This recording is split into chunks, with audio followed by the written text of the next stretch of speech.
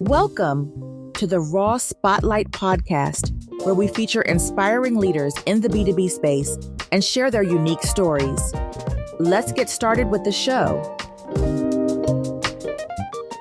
Today, we're spotlighting a D2C health and wellness brand we have supported through strategic email marketing.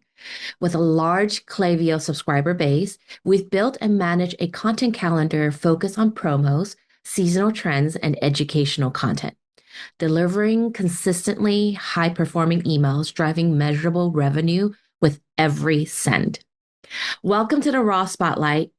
We are exploring leadership, entrepreneurship, and digital marketing. I'm Emily Au, co-founder of Ready Outwork, joined by my business partner, Victor Huynh.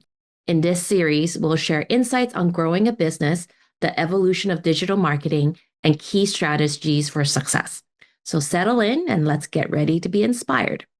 Before I start, I do have a sponsor message. This episode is brought to you by Ready Outwork, a website-first digital marketing agency focused on long-term growth. Our 7 proven-step website blueprint is the heart of everything that we do, designed to build high-performing lead-generating websites. If you want a full breakdown, check out our episode of the 7-step blueprint and visit readyoutwork.com to learn more. So joining me today, again, is my co-host and business partner, Victor Huynh, from our garage startup days to leading one of LA's top website and digital marketing agencies. Victor has been the forefront of transforming businesses through smart branding, web design, and digital strategy. Victor, great to have you back. And let's dive into more successful clients' case studies. Thanks, guys. Excited for today's episode. It's going to be a good one. Yeah, so we have a couple, not too many, of D2C clients. So this particular episode we're dedicating to highlight this particular client in the D2C space, direct to consumer. So maybe, Victor, you can tell us a little bit more about the brand, its industry, and the audience and business model. Yes. So just so that we can dive really deep into, our process and history, we're not going to specifically call out the name of the brand, but it is the leader in their segment. This is a wellness food, and I think it would consider like ethnic product as well, right? Within the Asian market. And some people may be aware, some people don't know what it is. The product is bird nest, right? And for those of you that don't know what it is, in Asia, there is a specialty food derived from a specific bird, the swiftlet or swallow bird, where they create these bird's nests out of their, it went viral a few years ago where people were kind of grossed out by saliva, but these little birds, they live in caves, and they regurgitate their saliva to create this sticky nest, right? And it's scientifically proven as well that it does have like collagen, vitamins, and things like that are beneficial. And it's a cultural thing. It's been around for, I would say, more than hundreds of years. Dating back to centuries ago, where it was a very expensive high-end product that were actually presented to emperors of different emperors in Asia, right? Not just China, but throughout Southeast Asia, right? It's a popular product. So this client has been around for over 30, I would say 40 years. 30 some years, yeah. And kind of like our intro implies, we look for long-term growth. And this client has been with us, I would say, I think it's coming up on 10 years, maybe 7-8 years at least.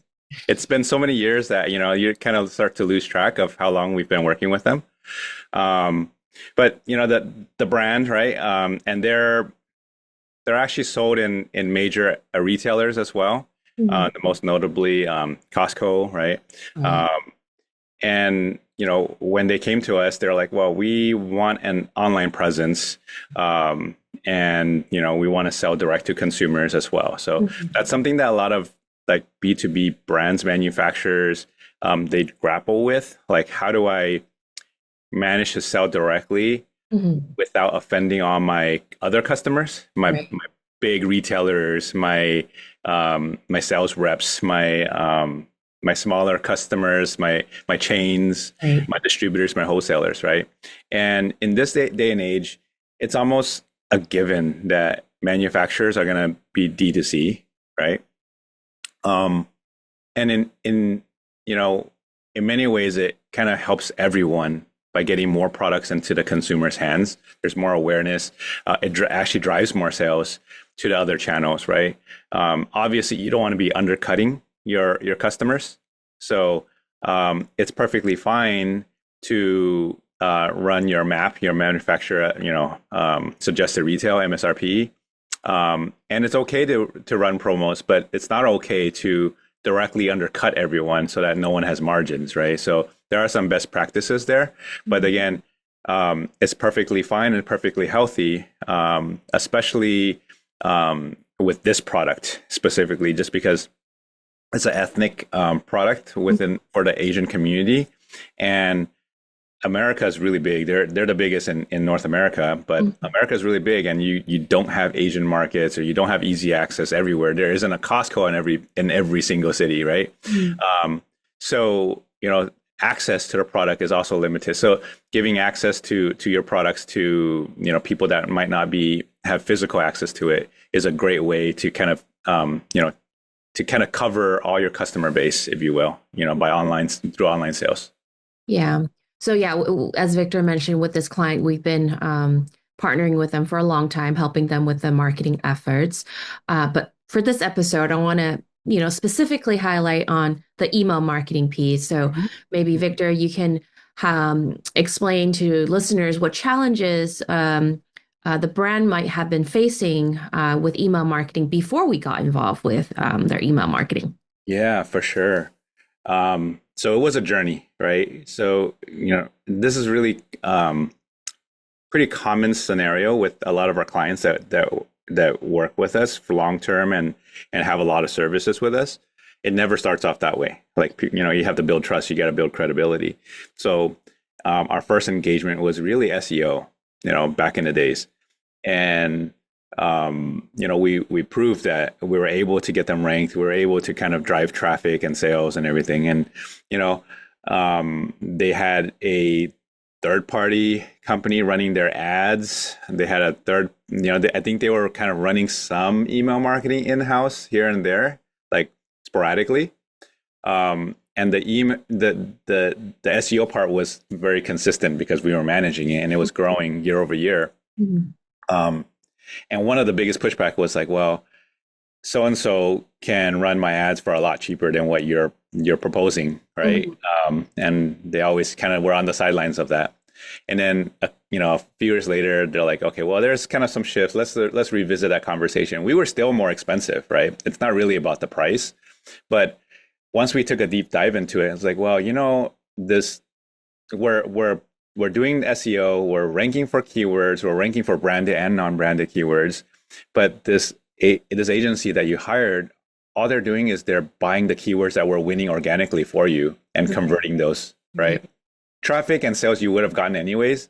So there is going to be overlap when you run SEO organic with paid, but they were like outbidding it like by 800%, right? So basically sucking away our efforts of SEO and just kind of converting them.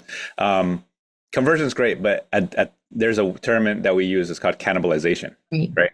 So you're cannibalizing your SEO efforts by just shifting the sales from organic free traffic to paid traffic because it's right there, right next to it. Now there is a argument for buying your own keywords and buying certain things when there's a lot of competition bidding against your own keywords, right? If someone's buying all your brand keywords and you're under them constantly, then obviously they're stealing from you. So in those cases, you want to buy and bid against them, but there was very little strategy whatsoever. They were just bidding on keywords that were converting, which were terms that we were already winning on organic. So we showed them that, and they're like, "Yeah, that doesn't make sense," and we're just shifting money back and forth. So that the next step was we took over the ad spend. We were able to balance it. There is going to be some overlap, but we knew that hey, there are some areas that organic wasn't covering completely, so let's spend more money there. and let's still keep it for the keywords that our competitors are buying. So it was a more holistic approach, and the total sales went up, right? Because we noticed that, it was just shifting the numbers back and forth before. So there's that. The next step was we looked at all the numbers, and the numbers told us that, hey, we've grown over the years. Loyal customers, when customers start buying, they become repeat customers. And we looked into their emails, and your emails are not bad. They're doing good despite the little, the attention, the little attention you're giving it. Mm-hmm. So let's put together a more holistic program again, and kind of tie that with your SEO, your paid, and now your email marketing. So you're not going to just convert someone that doesn't know anything about your product mm-hmm. to become a customer right away. How do we get those people to be curious enough to go, hey, I want to subscribe and learn more? Or, you know what, I know the product, but I don't know the brand. Mm-hmm. I'm not ready to spend that kind of money because this product is expensive, right? Raw bird's nest, I think, sells for right, hundreds per ounce, right? When you sell something per ounce, you already know it's not going to be cheap. There's a beverage version, and then there's a high-end version. So it's a mix of products. It's a great mix of product. So from there, you progressively add the email marketing piece. Sorry to make the story longer, but the email marketing piece, we had to test out a couple of things, right?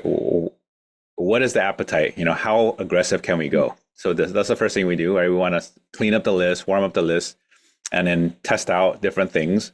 But one of the big things is, you need to know if you're sending too many or too little. Mm-hmm. So if your conversion rates are consistently high, then you can push more, right? We got to a point now we're doing about a weekly. Mm-hmm. Because of the price point, because of the product and the customer behavior, we found out that the weekly emails were the most healthy. We got the least number of unsubscribes, mm-hmm. right? And the most numbers of sales and conversions. Mm-hmm. So for some customers, weekly might be overbearing, right. Monthly or quarterly if you're selling like super high-end stuff, right? Mm-hmm. And then for true like end consumer products like pens and everything, you can send out daily. You could send out multiple times a day, depending on the product and how loyal customers are, right? So you need to figure out that cadence, right? And you got to measure how well it's doing. Mm-hmm. So there is a lot of promos going out, mm-hmm. but at the same time, you need to also make sure that they're valuable, right? So it's not about just price point. Because if you sell something constantly, let's say at 10% all the time, 10% discount, then no one's going to buy at retail anymore. Right. That becomes the norm. That becomes the standardized, and there's one brand that we all kind of should know is Soup Plantation, right? I don't know how many people go in to pay full retail for Soup Plantation back in the day, right? Everyone looks for coupons because you're not going to pay that retail price. Right. So that's something you need to be aware of. People will start knowing patterns. They know when the big sales are. So it's a way of training your customer base as well. Mm-hmm. The other piece is developing a VIP program. Again, this because it's a premium product. We want to make sure that we recognize those people that are spending a lot of money with us, mm-hmm. right? So there's a lot of things that we had to take into consideration mm-hmm. as we went into that, and then we got to a point where each email that goes out generates a certain amount of revenue, right? People buy. Sometimes it got to a point where there's emails that go out that has nothing to do with a sale or promo, and we would get a few $1,000s in sales. Right, exactly. So I know we run different types of campaigns, like you mentioned, promotional campaigns, right? That may be discounts or some sort of promos. There's educational campaigns. There's seasonal campaigns that we call them like pillar events. Mm-hmm. Maybe you can explain to listeners like what performs best for this brand, or how do you determine which type to send out? Well, so like I mentioned earlier, like you don't want to send every single email out as a promo, mm-hmm. right?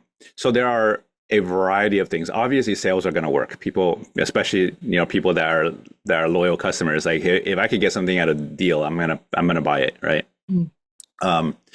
But we also want to mix in branding into something like this. So because again, this is an Asian-centric ethnic product.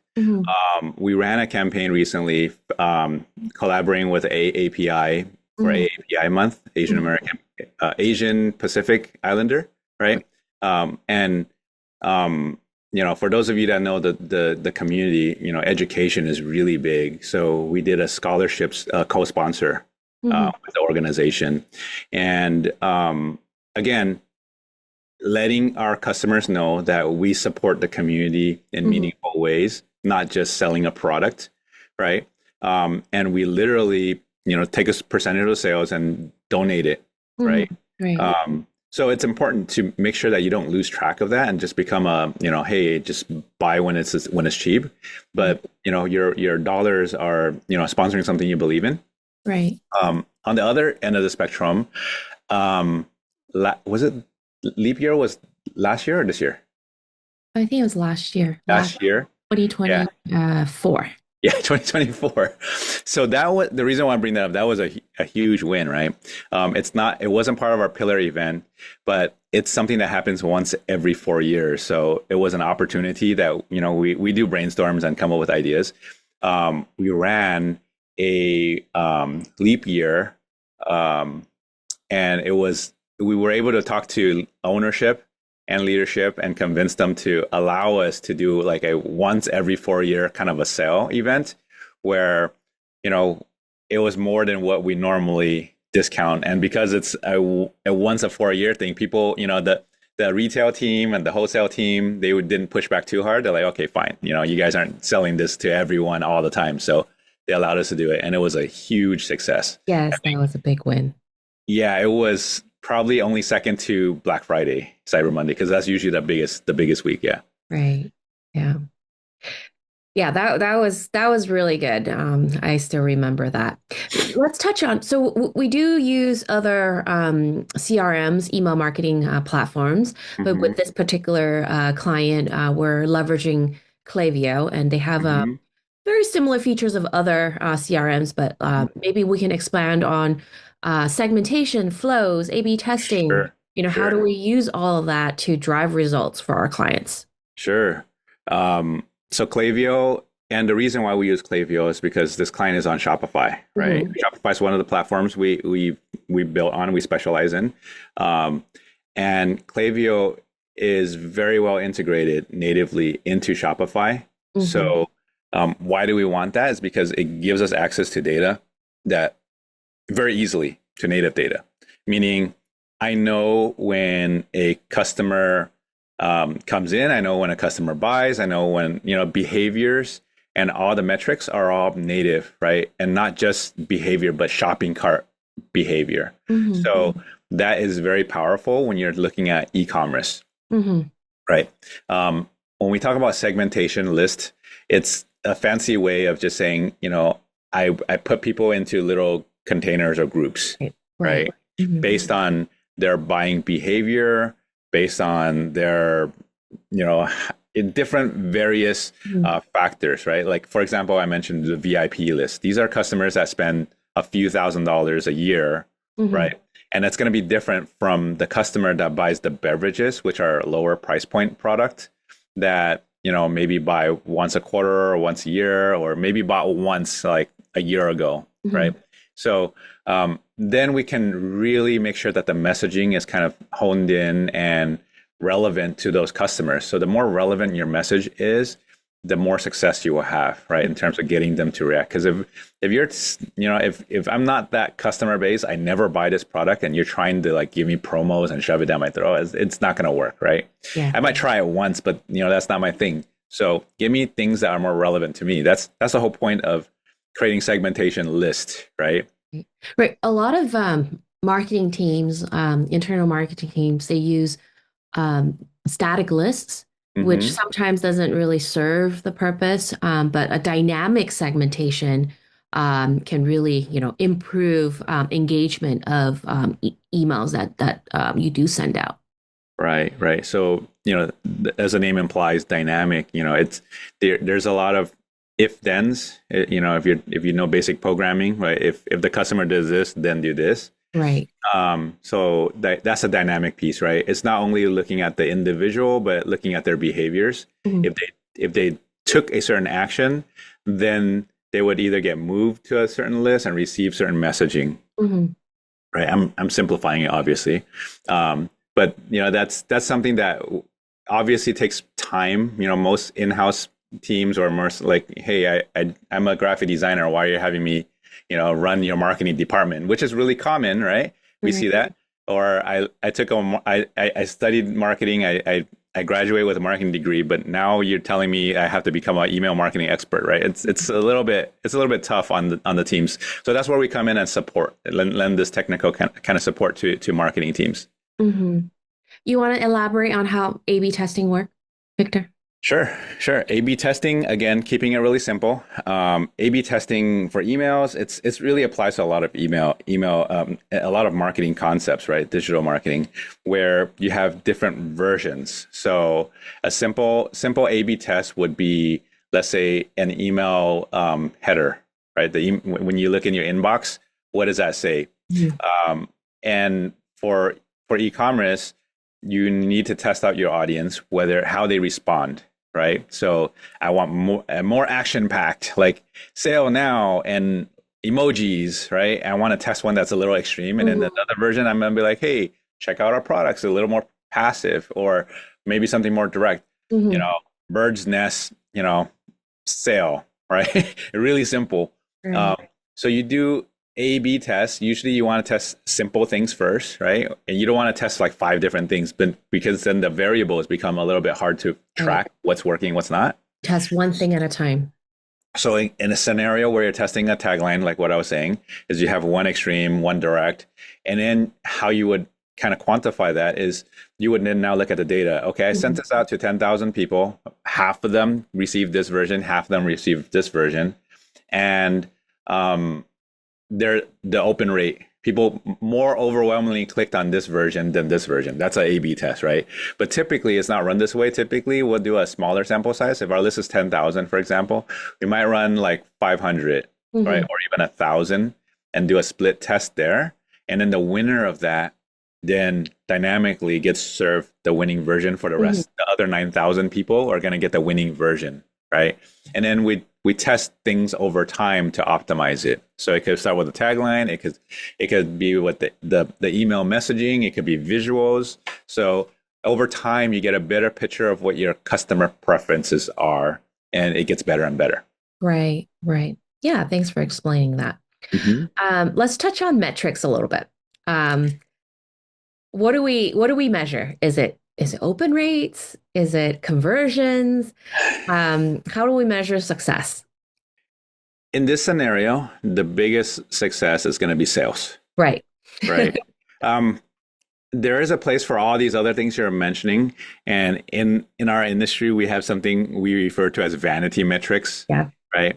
Vanity metrics like, hey, we got this many impressions, this many people exposed to but no one bought. So it's open rates, click rates. Right. Yeah. So open rates. So just explaining open rate and click rate, right? That's a really common metric in email marketing. Open rate is like someone looked at your message and they opened the email, right? And that gives you a rate by percentage. So out of 10,000 people, 1,000 would be 10%. Right? So you had a 10% open rate. And then once they open the email, are they actually clicking on it, or they're just reading it and going, meh, it's not really relevant to me. And then I click out of it. I don't click through into the website. But having that click-through rate is really important too, because that also sends data back and even lets the platform know if you're a healthy account or not, right? So there are all different things to kind of think about. A little tidbit here, a lot of customers that do email marketing, they just send a one-way message without any links or without any way for people to click or engage. The reason why you want to have a link in there is so that you can actually get some feedback from your customers. Is it interesting enough for me to click on it, right? So always include some CTA, call to action, that people can click into whether it's, visit the homepage, visit our news page, visit our blog, whatever it is, right? Just so that you have that metric so that you can measure your performance. Mm-hmm. So I wouldn't say they're pure vanity metrics. It tells you if your customers are engaged or not. And then you can A/B test that, right? So always have a CTA in your emails, right? So you can measure that and see if people are actually interested in your message or not. Another powerful one, depending on the industry, is forwards, right? So if someone was interesting or excited enough to forward to their friends, just like you would a social media post, this is really engaging, or I relate to this, I forward to someone, you can measure that. And I would say that's even more powerful than a click, right?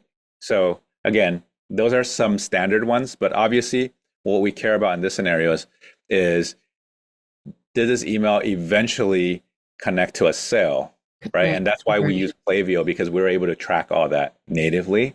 Once they click into the website and they make a purchase, we can attribute that. They call it attribution. This sale came from this email. And I paid X amount to send this out, right? Or X amount of time to send this out, right?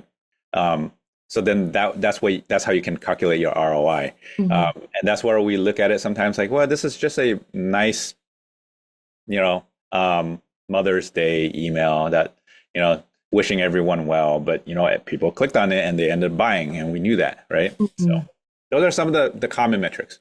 Right. Okay. Well, Victor, I have one last question for you. What advice would you give other D2C brands looking to level up their email marketing? Looking to level up their email marketing, I would say, number one, the most common one is start, right? So no, it sounds, you chuckled, but a lot of people, they have D2C and they're selling products and they're not doing it. It's just collecting dust. And what happens is over time, when you stop connecting with people, they forget about you. Yeah. Right. So number one, start. That's the first step. Number two is being consistent. I agree. Yeah. Right. So commit. Right. Don't do it when you remember, but if you can only do one a month, then do one a month. Right. If you can do like weekly, that's great. Test out if daily is too much. Right. And then the third step is once you're consistent, then start testing, looking at these metrics we're talking about. Right. And if it's too much for you to handle, hire an agency, right? Hire someone like us, or hire someone to be like, hey, this is your job, and whatever I'm paying, your success is based on how well you do here, right? Then it'll get done. Great advice. Thanks, Victor. Yeah. So that's a wrap for today's episode of the Raw Spotlight. We hope this deep dive into global D2C success story gave you valuable insights into brand development, CRM strategy, and digital growth. So if you found this episode helpful, please don't forget to subscribe, give us a review, and share it with fellow business owners. Victor, if listeners wants to connect, how can they get in touch?